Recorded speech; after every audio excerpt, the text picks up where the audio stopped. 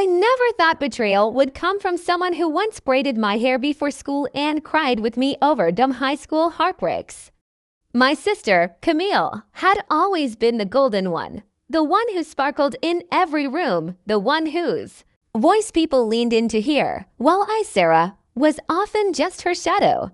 We were close once, back when life was simpler and we were just girls sharing secrets and hopes in our small attic bedroom. But as we grew, the gap between us widened. Camille thrived in the spotlight, her dreams fed by validation, applause, and admirers, while I retreated into the background, building my dreams quietly in the corner no one looked at. When I met Brian, I thought things were finally turning in my favor. He wasn't like the others. He saw me.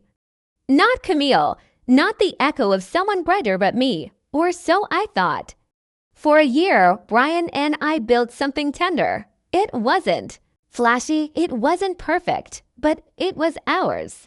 He told me he loved my quiet strength, how I thought before I spoke, how I never needed to be loud to be heard.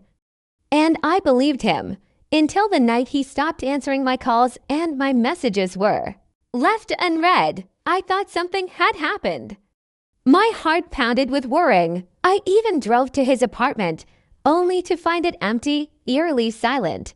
No goodbye, just gone. And then came Camille. Smiling too hard, eyes too bright, and a diamond on her finger. She didn't even pretend, she just laughed. "Well, I guess you weren't the one, sis," she said, flipping her hair as if that explained the whole situation. My heart shattered not because she took him, but because she didn't even seem to feel sorry. Not a sliver of regret, not a moment of sisterly hesitation.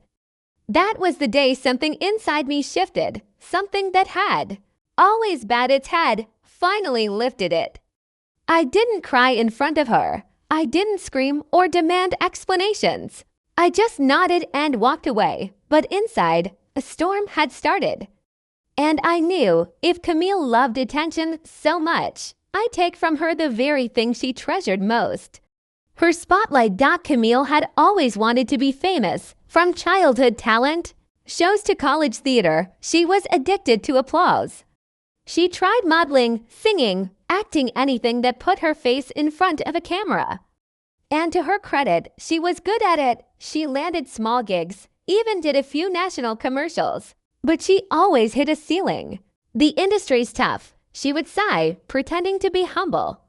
But I knew her well enough to see the bitterness behind the smile. Her ultimate goal was to appear on national TV not just once, but regularly. She wanted a show, a seat at the table of morning talk shows, maybe even her own segment.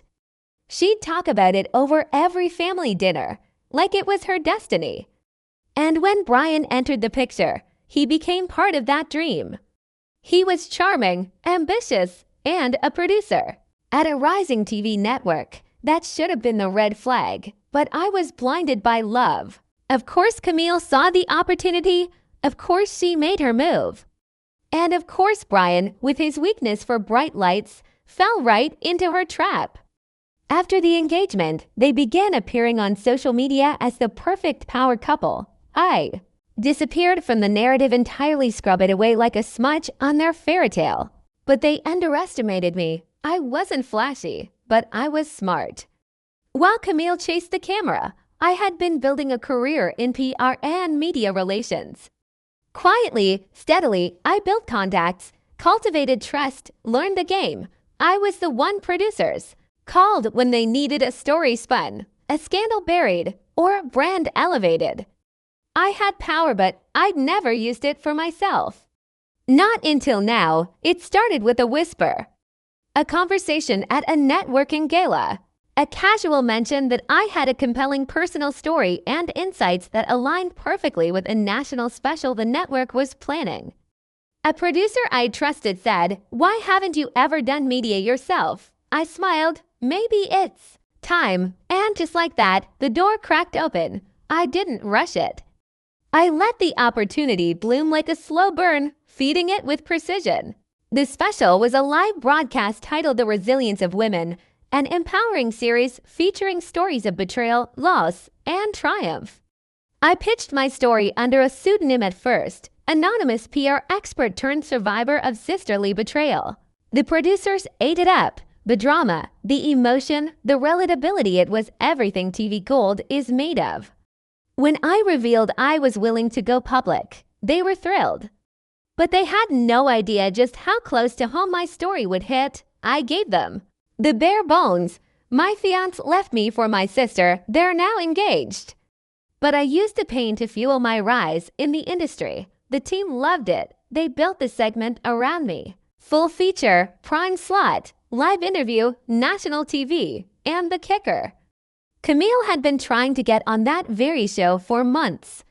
She had auditioned, pitched her motivational actress journey but was turned down, now without her even knowing I was the one taking that stage. The irony was delicious. But I didn't just want revenge, I wanted poetic justice.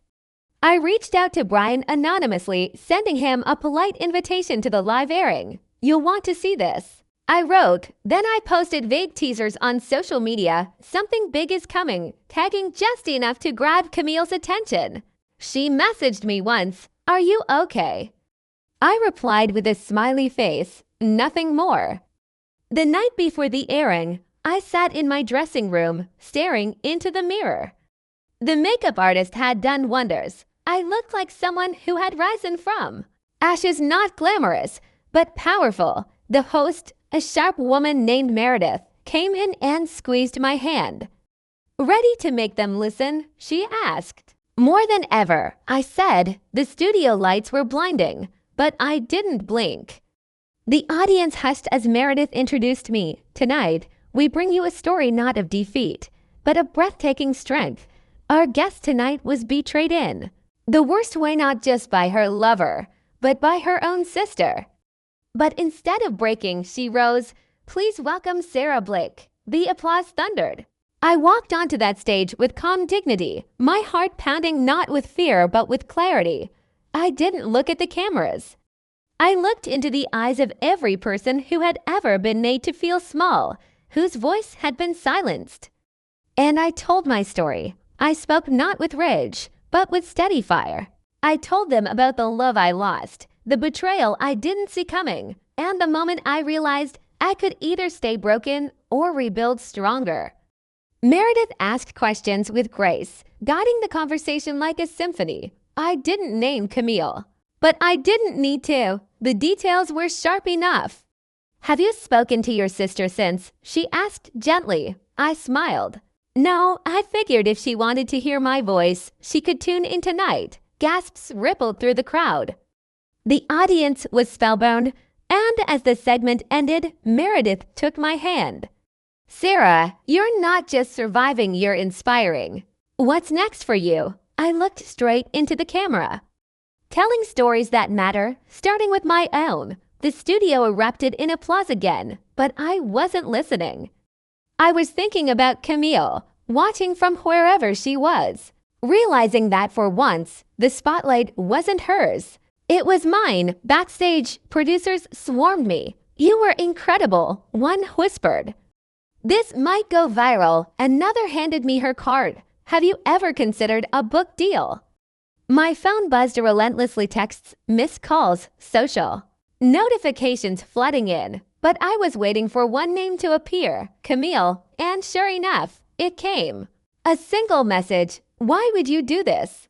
No hello, no apology, just accusation. I didn't reply. She had taken from me something irreplaceable.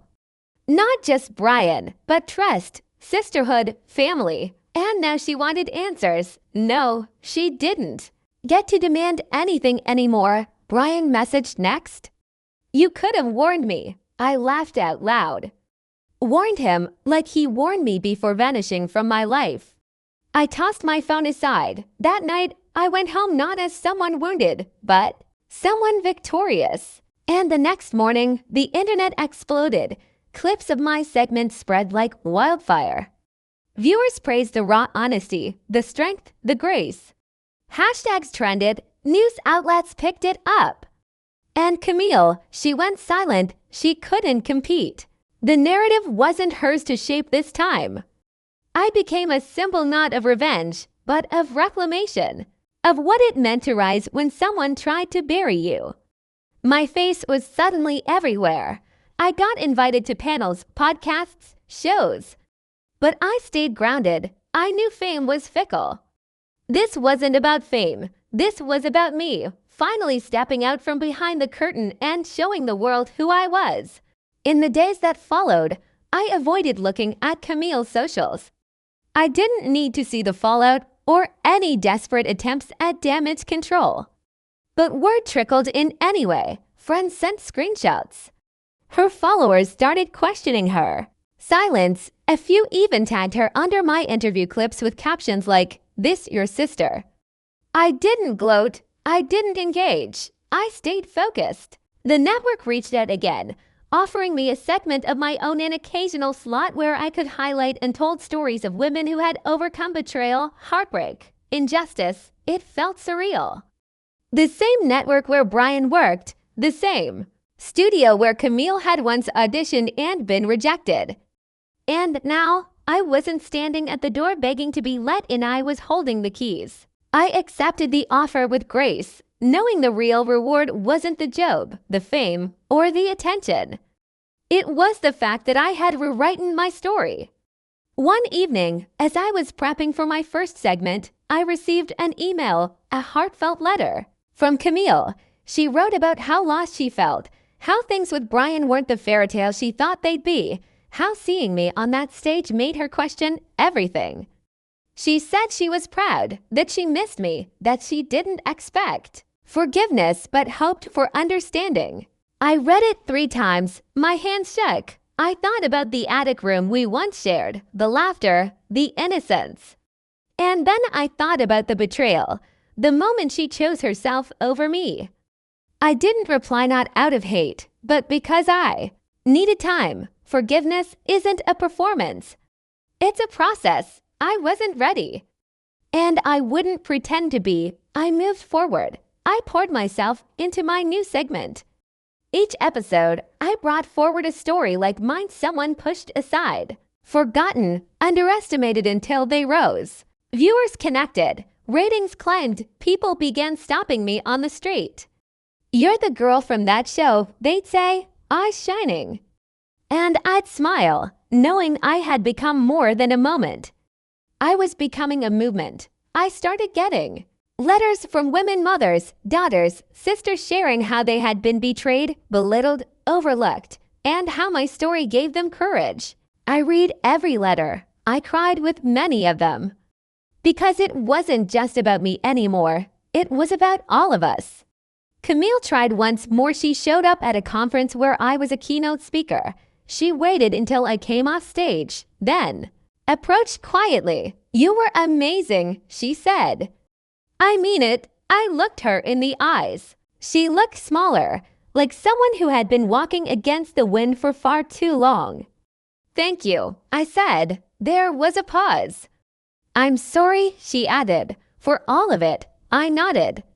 "I know." And then I walked away. I didn't need closure from her. I had given that to myself.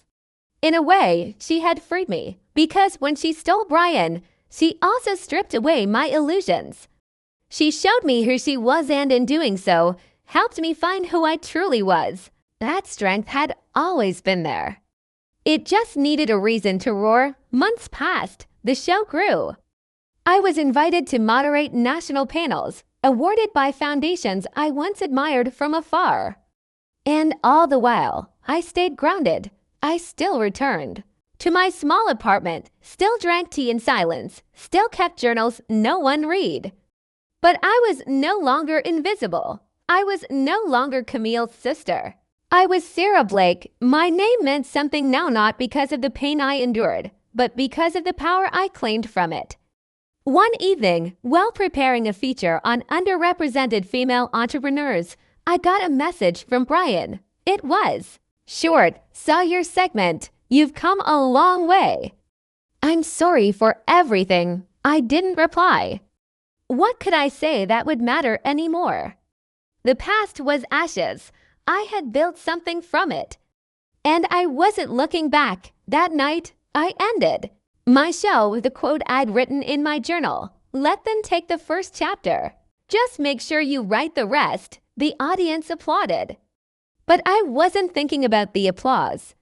I was thinking about every girl who had ever been pushed aside, every woman who'd ever been made to feel like she wasn't enough. This wasn't just my story anymore. It was theirs too. And as the lights dimmed and the credits rolled, I smiled not because I'd won, but because I'd risen. Not by stealing anything back, but by standing in my own light. At last, asterisk.